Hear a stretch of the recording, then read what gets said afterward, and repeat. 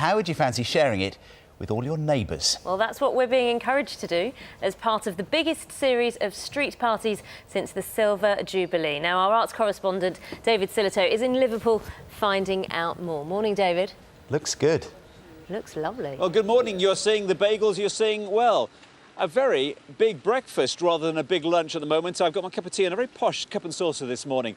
What's this all about? Well, let me take you around here because it looks rather glamorous here this morning, but actually we're on the central reservation in the middle of the street here in Toxteth, and as you see, they're decorating everything because this weekend, this is a dress rehearsal for what will be the big lunch. There'll be 5,000 people here in the streets having lunch together. And it's all about a campaign across the country. The big lunch, 6,900 of street parties will be taking place.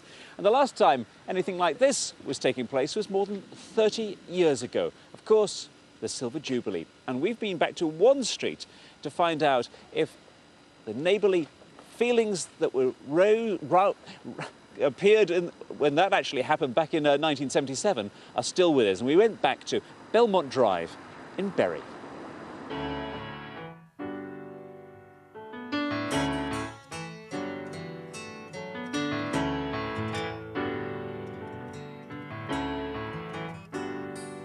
This is Carol Hayes.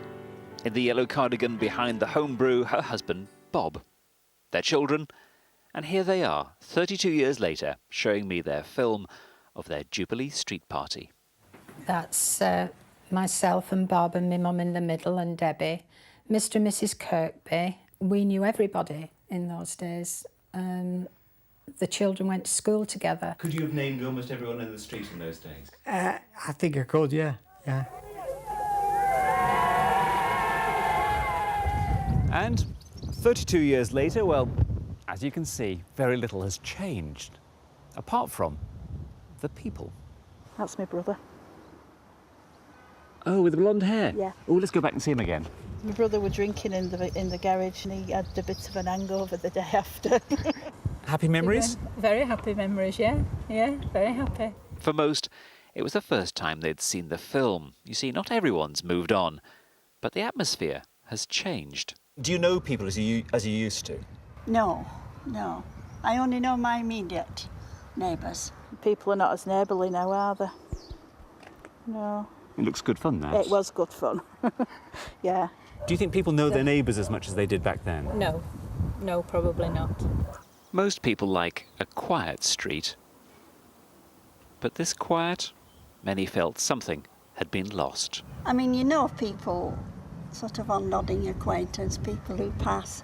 But a lot of people now pass in the cars. We nod to them in the street, but that's about all, I think. Children aren't playing in the street anymore. Oh, no, not at all. You don't see them at all. So, 32 years on, could such a party happen again? Most felt no. But back at Carol Hayes' home, she felt more streets ought to at least try. If you don't know your neighbours now, if you organise something like this, you would soon get to know them because you'd be knocking on doors.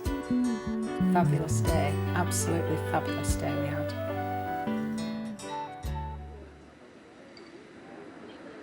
Well, that's Carol's view in Bury, and well, this is Toxteth.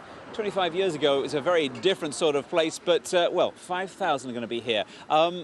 Paul, you're actually from the big lunch and helped sort all this out. Surely people, they know their neighbours. They don't have to go and have lunch with them in the street.